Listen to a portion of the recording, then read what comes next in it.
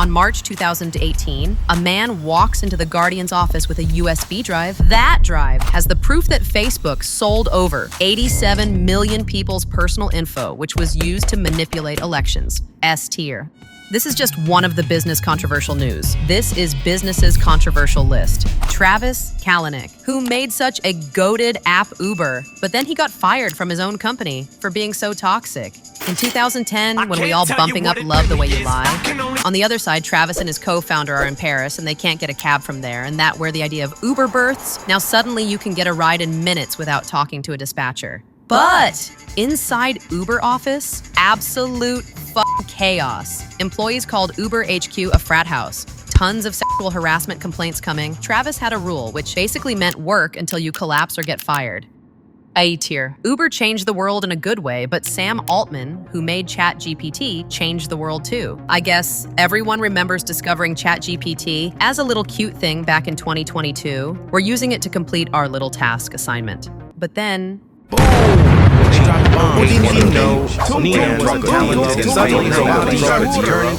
ChatGPT has just exploded. Students are cheating on essays. Programmers are automating their job. Many AI gurus were rising, and the world got divided into the two parts. One side is liking AI and defending it, saying AI is our future, it's helping the world, and the other side is just hating it, saying it has no soul. It's bad for the environment. For like, AI uses shit ton of water because ChatGPT runs on these big computers, and in order to cool these heavy computers, they need shit tons of water. See, I don't know about you, but I'm a mute. I can't speak since my birth. I think AI is both good or bad. I heavily fuck with PewDiePie opinion too. First, we have to make some things crystal clear. I do not F with image generation or video generation. I genuinely think AI art looks ass. You can tell immediately it's AI generated. S-T-I-E-R. Now our turtleneck, Steve Jobs, in 1978, he became the father of the baby girl.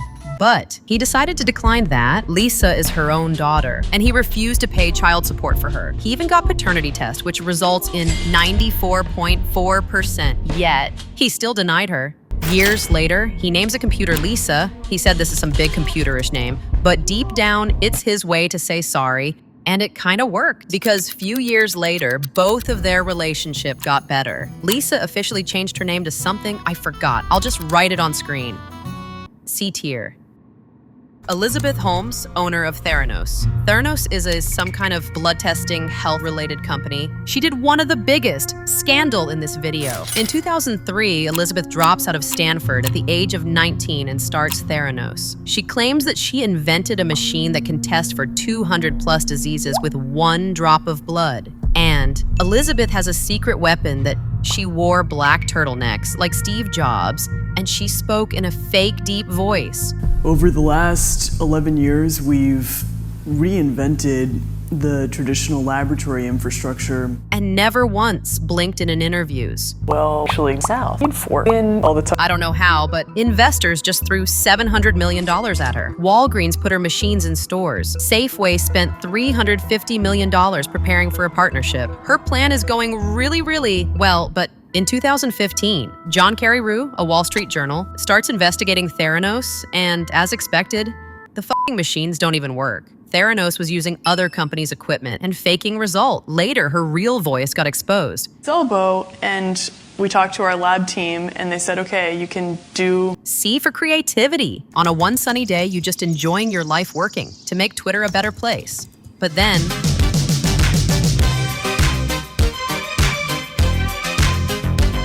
Week 1, he fires 80% of the staff. Week 2, he charges $8 for verification, which means anyone can get verified. One time, Eli Lilly's stock drops $15 billion because someone tweeted, "We're making insulin free" from the... Week 3, renames Twitter to X. He brings back Nazis and started tweeting like Elon Musk. Gautam Adani is a big Indian entrepreneur doing his business into the port's energy infrastructure business. But he got absolutely destroyed in 2023 when Hindenburg Research dropped a report saying his companies were overvalued as fuck and accused him of stock manipulation. Big mustache man lost $50 billion in a week and got a lot of hate from the world and India itself. But the craziest part, after all this crazy loss, all of the Hindenburg reports got proven fake later. D tier. Another Indian entrepreneur, Mukesh Ambani, launched a telecom company, Jio, but with a twist that he made Jio completely free. That just shook the entire India. And everyone, of course, starts buying it then the moment everyone got hand on it. Mower jacked up price. F tier. This is just, I don't know, childish? I never heard about this controversy before the research for this video, but inside Amazon warehouses, workers are monitored by algorithms. Their every second is tracked. Even their bathroom breaks counted against productivity. People are peeing in bottles because walking to the restroom lowers their metrics. Drivers are shitting in bags. And Amazon's response? Larry Page, Google's father, he made a one decision which made 20,000 employees mad. In 2018, Andy Rubin is leaving the company with a $90 million. Why is he leaving and why this made thousands of employees mad? So that happened because of sexual misconduct allegations on Andy, and the multiple ones, and the credible ones. And when the employees finds out that Andy did not just did sexual harassment multiple times, but the punishment he getting is 90 million, 20,000. Google workers walk out and protest worldwide. The companies went in full crisis mode. PR teams are panicking. Executives are promising reform.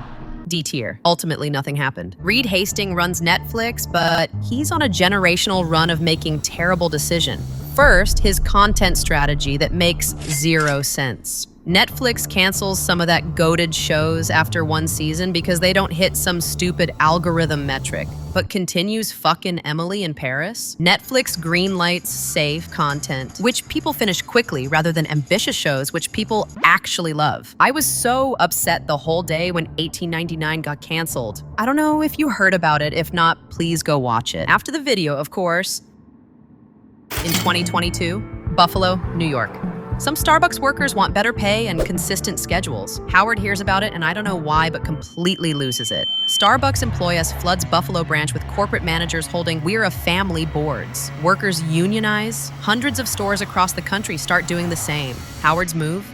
Fires organizers for dress code violations. Closes unionized stores, calling it safety issues. National Labor Relations Board slaps Starbucks with over 500 violations. Like normally, companies gets 1 to 5 violation from National Labor Relations, but the Starbucks? And this is the best part? Starbucks spent more money fighting unions than it would have cost to just pay people better. So whenever you go Starbucks next time, the dude or girl serving you is probably in a fucked up situation. D tier. Ray Kroc, I researched about his controversies, but nothing that interesting showed up, so we'll cover it quickly. So in 1954, McDonald stole A tier. In 1990s, Microsoft's dominating the PC market, but Bill's not satisfied. He wants to own the internet too. So Microsoft bundles Internet Explorer directly into Windows, which we know. F tier for just itself. In 2000s, Windows became a security nightmare. Viruses were everywhere. Windows XP got infected just by connecting to the internet. Crazy harassment allegations were coming. Bill steps away, started focuses on philanthropy, and got criticized for having too much influence. I don't understand it. Why having too much influence is problematic? B tier. Now for the last person on the list, let's meet the Grahams.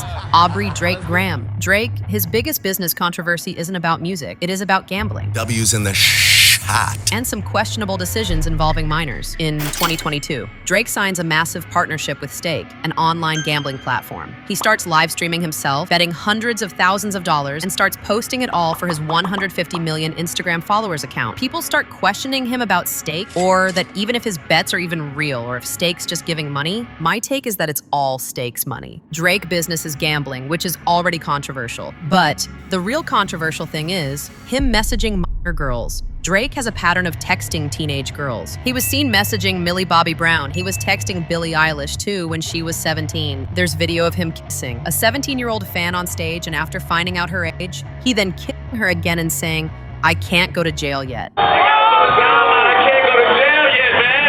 I didn't know about this before this video's research. Can't listen to Drake again with same energy after knowing all this. The internet's been calling him out for years, but Drake's PR machine is so fucking strong that it barely move a rock. But then one day, some lines were spoken by a man that revealed he has a secret boy with a porn star. The DNA test for my son, DNA test got ruined in transit, and that they couldn't be 100% sure. A few days later, he was forced to confirm it. But again, one day, few lines were spoken by a man, which revealed that this big mouth man has a daughter too. Drake denied her, By saying that Kendrick got a bad info, I don't know, I can't trust him anymore. Maybe that again is the start of some kind of cycle.